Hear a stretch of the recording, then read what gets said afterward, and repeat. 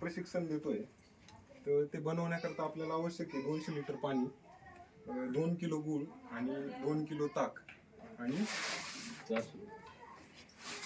गोकृपा अमृत 1 litre. तर आता तुम्हाला सांगतो काय करायचंय. 200 लिटर पाणी घेतल्यानंतर त्याच्यामध्ये 2 किलो गूळ मिक्स केलेला आपण टाकून देणार आहे.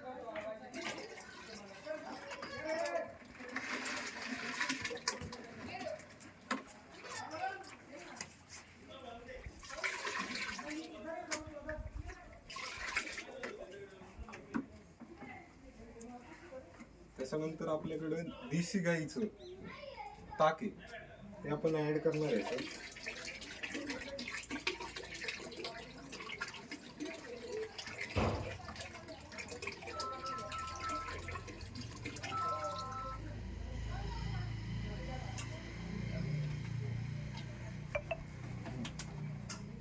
आणि 1 लिटर गोकृपा अमृत.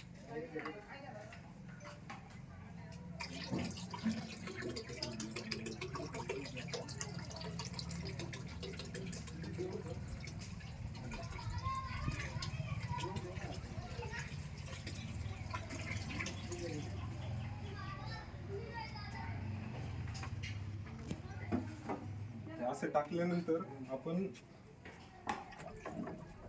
काठीच्या साहाय्याने घड्याळाच्या दिशेने जो जसं काटा फिरतो तसं असं दिवसातून 2 वेळेस आपल्याला ते ढवळायचं आहे. 7 ते 8 दिवसानंतर आपल्याला याचा वापर करता येणार आहे.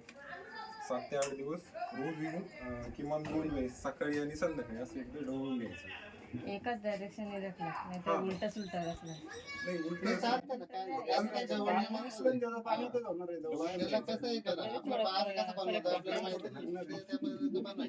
सात ते 8 दिवसानंतर याचा आपल्याला सगळ्या शेतकऱ्यांना आपण 1-1 लिटर वाटून द्यायचंय. परत तुम्ही घरी जाऊन त्याचं मल्टिप्लिकेशन करायचंय याच पद्धतीने आणि याच्यातून 1 लिटर घ्यायचं. हेच परत आपण कुठं वापरायचंय. तुमच्या शेजारच्या शेतकऱ्यांना, तुमच्या महिलांना, तुमच्या मैत्रिणी असतील त्यांना पण ते वापरायला सांगायचंय. खताचा वापर करायचा नाही, कमी शक्यतो करायचाच नाही. जे आपण युरिया टाकणार आहे, DAP टाकणार आहे ते जे ज्यापासून बनलं जातं ते सगळे जीवाणू याच्यामध्ये आहे.